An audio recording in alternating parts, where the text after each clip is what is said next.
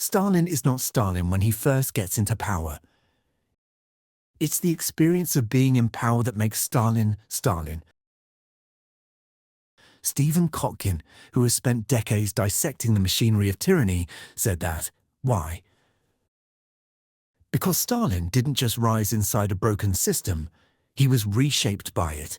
The pressures, the incentives, the constant threat of elimination, they didn't just bring out who he already was, they engineered who he became. I'm going to break that down for you in a way that actually makes sense. The story doesn't start with the mustached dictator in the Kremlin.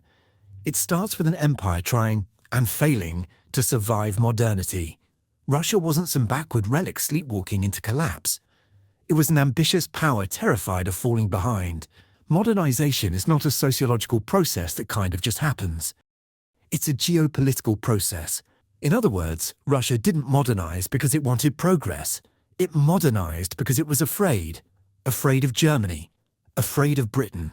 Afraid of becoming irrelevant in a world where industrial power was the new currency of survival. But here's the paradox. To modernize, Russia needed educated workers, engineers, literate citizens, people who could build railways, factories, military technology. And yet these were the exact types of people most likely to question authority. So the state did something that reveals everything about what was coming. The Tsarist regime begins to repress the very thing it needs. It suffocated the forces that could have saved it.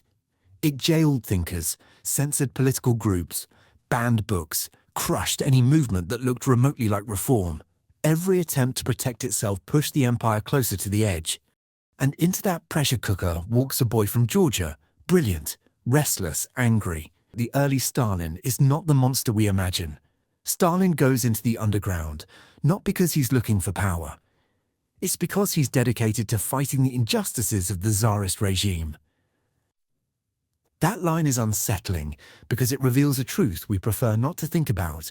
Some of history's most destructive people begin with a sincere belief that they are fighting for justice.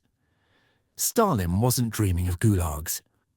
He was reading banned pamphlets, seeing hypocrisy everywhere, and deciding that the entire system needed to be burned down.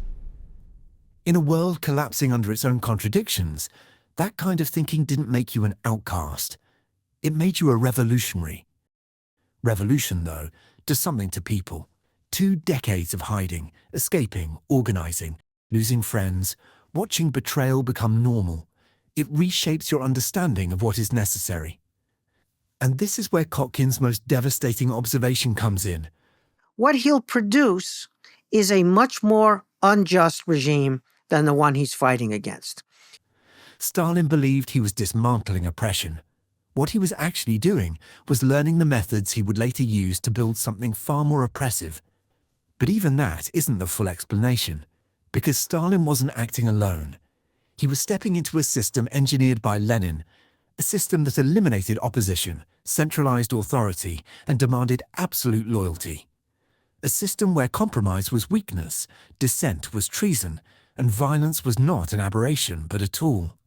Lenin didn't create Stalin, but he created the machinery that would turn whoever inherited it into something different, something harder, something far more dangerous. And that brings us back to Kotkin's opening line.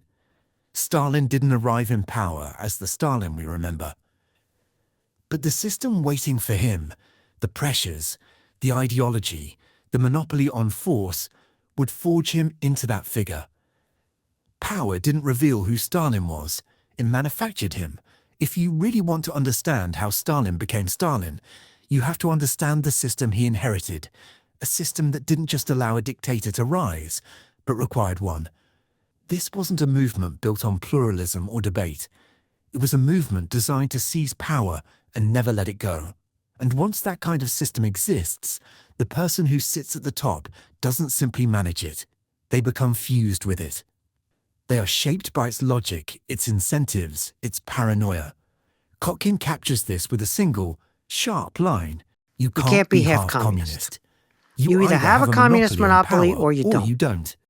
Lenin understood that if you allow even a sliver of opposition, even a fragment of independent authority, the entire project collapses. So he built a party where dissent was treason, where the truth was whatever the party declared, and where political survival required total alignment with the leader's will. What he'll produce is a much more unjust regime than the one he's fighting against. He isn't stepping onto a political stage. He's stepping into a machine engineered to centralize power until nothing else exists. But here's the part most people miss. Systems like this reward a certain type of personality, not necessarily the smartest, not the most innovative, but the person willing to do what others won't. Stalin wasn't the charismatic revolutionary like Trotsky. He wasn't the brilliant theorist. He was the one who operated in silence, who moved through the cracks, who made the hard decisions when others hesitated. And in a system where hesitation equals death, that trait becomes destiny. The Great Purge, the machinery of terror that would define Stalin's rule, didn't begin as a coherent plan. It emerged from a leader who understood that survival in a one-party state means eliminating not only your enemies, but anyone who might one day become one. That's why, at the height of the purges, something astonishing happens. The terror doesn't just eliminate opponents, it devours its own enforcers.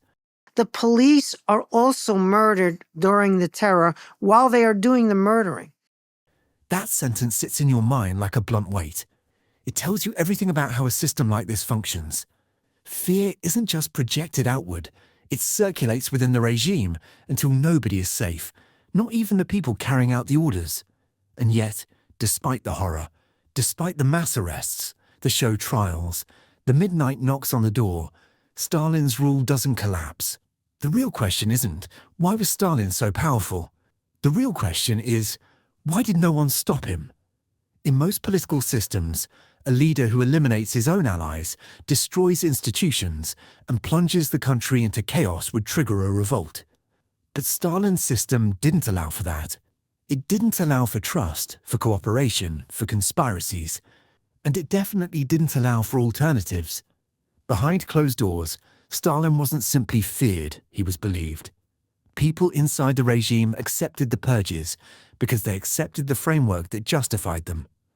They weren't puppets or hostages. They were participants in a system they thought was necessary for the survival of the revolution. And belief is far more efficient than force. You can police an entire nation with guns, but you can only sustain a system like Stalin's when people internalize the logic of that system and begin enforcing it on themselves. Stalin wasn't simply a cruel man rising to power. He was a man who stepped into a role that demanded cruelty, demanded absolute control, demanded the elimination of anyone who introduced uncertainty. The person and the system merged. And in that merger, a dictator was manufactured. To understand why Stalin's power becomes so absolute, you have to look at a deeper layer beneath the purges, beneath the ideology, beneath even Stalin himself.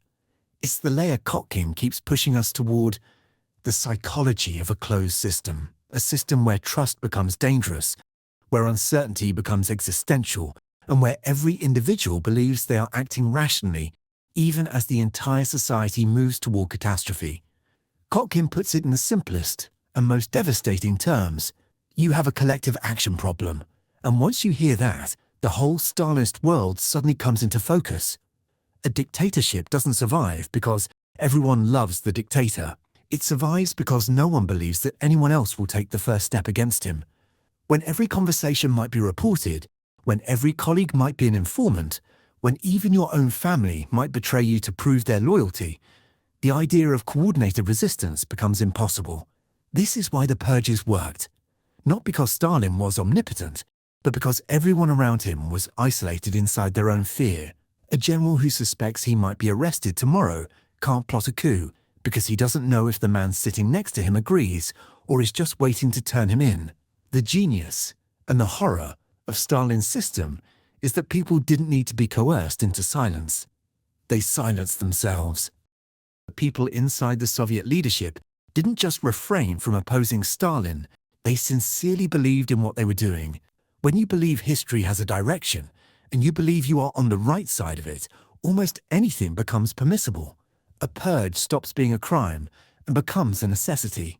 A famine stops being a tragedy and becomes an unfortunate step toward a future no one doubts will be better. On paper, the USSR under Stalin should have imploded. Its agricultural system was in ruins. Its industrial growth came at immense human cost. Its best officers were executed, and its internal politics resembled a roulette wheel of death. And yet the structure held, not because it was strong, but because almost everyone inside it believed there was no alternative. The Soviet state didn't rest on legitimacy or prosperity.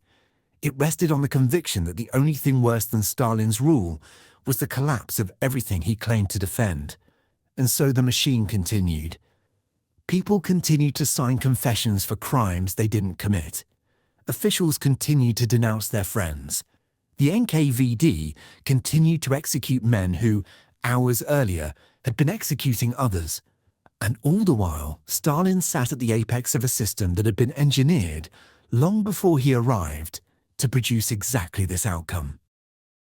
If Stalin became who he became not because of some inborn monstrosity, but because of the structure he inhabited, then the real danger isn't the man.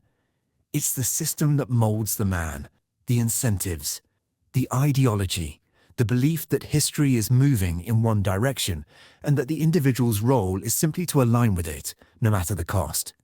Stalin stepped into a machine that rewarded loyalty, punished hesitation, and eliminated any figure who might introduce an alternative narrative.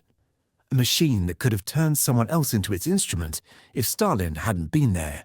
And so when Kotkin delivers his most famous line, "Stalin is not Stalin," when he first gets into power, power makes Stalin Stalin. It's not really about Stalin at all. It's about the way power operates in systems of total control, how it strips away restraint, how it shapes cognition, how it slowly convinces a person that the extraordinary measures they take are not only justified but necessary. Stalin didn't merely wield the system, he fused with it. The person and the structure became indistinguishable. That's the uncomfortable truth Kotkin leaves us with. Dictators aren't born. They're built by institutions, by ideology, by fear, and by the willingness of ordinary people to choose silence over uncertainty. And once you see that clearly, the story of Stalin stops being a distant historical tragedy and becomes a cautionary map of how any society, under the right pressures, can create someone just like him.